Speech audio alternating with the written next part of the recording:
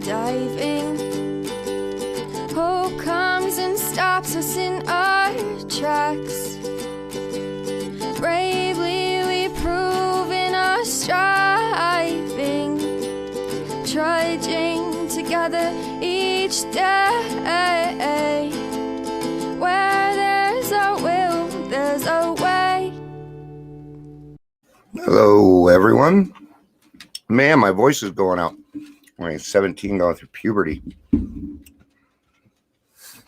you guys think I forgot about you? I hope not. So I did some decompression last night, and I stayed up until like 3 o'clock playing video games. I needed that, man. So got up a little late, went and grabbed the grandchildren. Got them now, right? Might hear them. Who knows? They might show up. So it's my Mandalorian shirt. See, now comes summer, you guys get to see all my shirts. Usually I'm wearing something else. So, all right. I think that's enough time of me putting off time so that people show up. I'm not really anticipating anybody, considering I came on a weird time. Usually it's not my time. So, before we get into what is going to be tradition 2, I want to talk a little bit about drunk dreams. And of course, before we do that, we got to do our usual stuff. Let me know if you're here, whether you're watching the live video or the rewatch.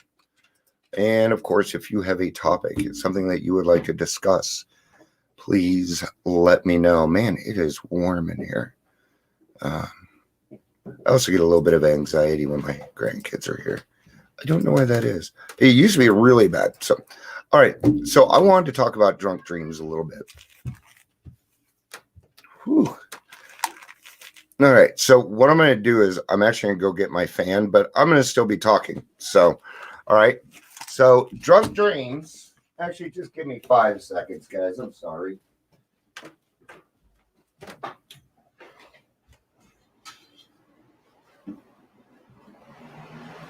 All right, there we go. I'm a drummer, so I have fans all around. I lost the one person that was on, so all right. Oh, sorry. That's the way it goes. So, drunk dreams. I wanted to talk about those real quick, because I haven't in a little bit. So, drunk dreams. I'll let you guys know that I probably have 2 or 3 of them a week. Okay, but it doesn't have to do with the fact that I want to go drink. Okay.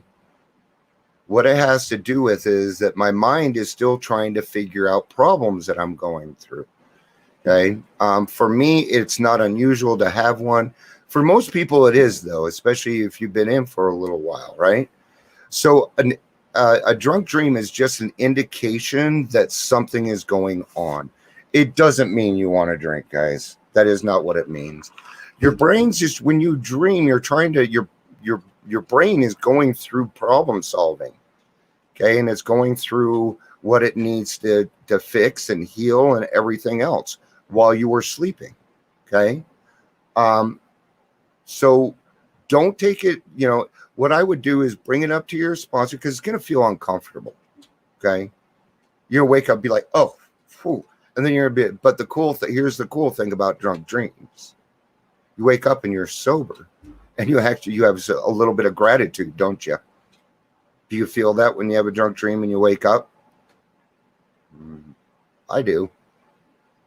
Even though in the dream I know that it's going on. So my dreams are weird. I have ongoing nightmares. I have $7 in my wallet right now in my dreams. I know how much money I have. It's crazy. You guys would not want to live in that world with me. Trust me. So, yes, don't think that because you had a drinking dream that you're wanting to go drink, okay? That's not what it is. It's just something underlying. You're probably going through something, okay? When does this usually happen? Around the 4 step. 3 and 4 into 5. Usually where it happens. It might be an indication of your mind saying, get to some more fucking meetings. It might be, have you been skimping on your meetings? You've been doing service work. You've been doing the things that you usually been doing.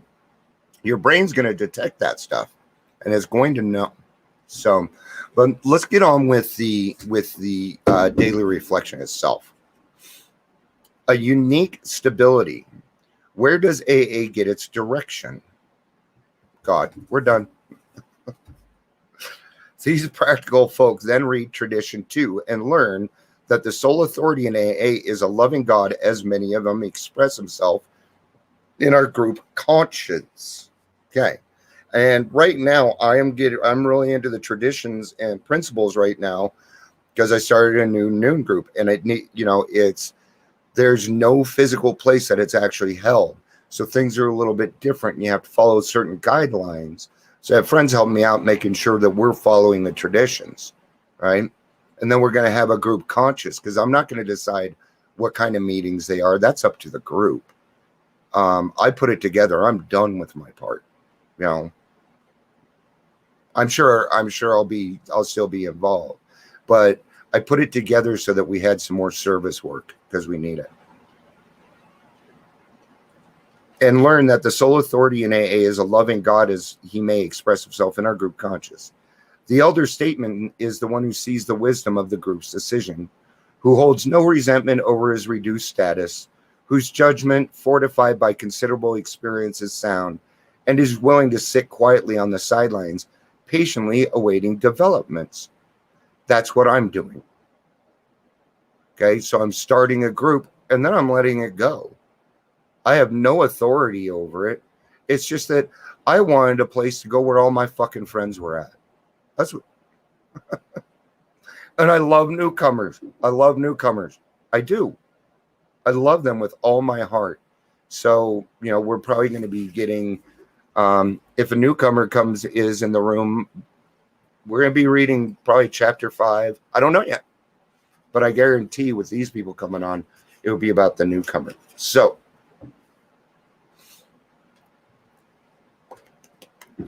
and the thing is, tradition 2 is several pages long. So I'm going to kind of skip through it. Okay. What I need to do is sit down and do the 12 steps and traditions. Hey, sweetie. Good to see you, Jill. I hope you're feeling. I just kind of let you have your day. So I did this a little bit later. So where does AA get its direction? Who runs it? This is a puzzler for every friend and newcomer. When told that our society has no president having authority to govern it, no treasurer who can compel the payment of any dues, no board of directors who can cast an erring member into the outer darkness, when indeed no AA can give another a directive or enforce obedience. Our friend's gasmates claim this simply can't be. There must be an angle somewhere. Yeah, there is an angle. There is. But we're not hiding it. These practical folk then read tradition 2 and learn that the sole authority in AA is a loving God, as he may express himself in our group conscious. They dubiously ask an experienced AA member if this really works. The member, sane to all appearances. How do you like that? Sane to all appearances. Immediately answers, yes, it definitely does. The friends mutter that this looks vague, nebulous, pretty naive to them. Then they commence to watch us with speculative eyes, pick up a fragment of AA in history, and soon have the solid facts. Yes, that's why it's important that you, when you're reading the big book, that you cover the appendices in front. Okay, how AA kind of grew up. That's going to give you an idea how our groups run. What are these facts of AA life which brought us to this apparently impractical principle? John Doe, a good AA moves, let's say to Middleton, USA. Alone now, he reflects he may not be able to stay sober or even alive unless he passes onto other alcoholics what was so freely given to him. He feels a spiritual and ethical compulsion because hundreds may be suffering within reach of his help. Then too, he misses his home group. He needs other alcoholics as much as they need him. He visits preachers, doctors, editors, policemen, and bartenders, with the result that Middleton now has a group, and he is the founder. Okay? So he is the founder of this group. Why? Because he saw a need, and he went and did it. Here's the thing. Don't go into other people's AA groups and disagree with the way that they're doing it because you don't want it that way. I'm not saying that I sit in every single fucking meeting and agree with everything going on. All right. But I can tell you this. I never walked out of a bar because somebody pissed me off. So I'm not going to walk out of a meeting because somebody pissed me off. Okay. Go start your own group. Okay. It only takes 2 drunks and God to have an AA group. All right. That's it. Being the founder, he is at first the boss. Who else could be? Very soon, though, his assumed authority to run everything begins to be shared with the first alcoholics he has helped. At this moment, the benign dictator becomes the chairman of a committee composed of his friends. These are the growing group's hierarchy of service, self-appointed, of course, because there is no other way. In a matter of months, AA booms in Middleton. The founder and his friends channel spirituality to newcomer, hire halls, making hospital arrangements, and entreat their wives to brew gallons of coffee. Being on the human side, the founder and his friends may bask in a little glory. They say to one another, perhaps it would be a good idea if we continue to keep a firm hand on AA in this town. Ooh, now we're getting into dangerous territory. Dangerous territory. After all, we are experienced. They should be grateful. Oh, wait, after all, we are experienced. Besides, look at all the good we've done with all these drugs. They should be grateful. True, founders and their friends are sometimes wiser and more humble than this, but more than often at this stage, they are not. Yes. Okay, I'm going to tell you something. Yes, they should be grateful, but not to you, to God. Those who they're grateful to. All right. This is where we have to watch. You know, if you start something, I'm going to tell you this. Keep your humility in play at all times. Right, Joe? Okay. Jill did that with me. And the podcast in this is that I have to have humility at all times. All the time. Could I say that? Could I push that anymore? Oh, crap. Went by fast. Sorry, guys. Growing pains now beset the group. Panhandlers panhandle. Lonely hearts pine. Problems descend like an avalanche. Still more important, murmurs are heard in the body politic, which swells into a loud cry. Do these old-timers think they can run this group forever? Let's have an election. The founder and his friends are hurt and depressed. They rush from crisis to crisis and from member to member pleading, but it's no use. The revolution is on. The group conscious is about to take over. You want to know how I'm avoiding that? We're having our first group conscious on Wednesday, and we're voting people in. And until we do that, we will not be doing the 7th step. We can't take donations without a treasurer, a GSR.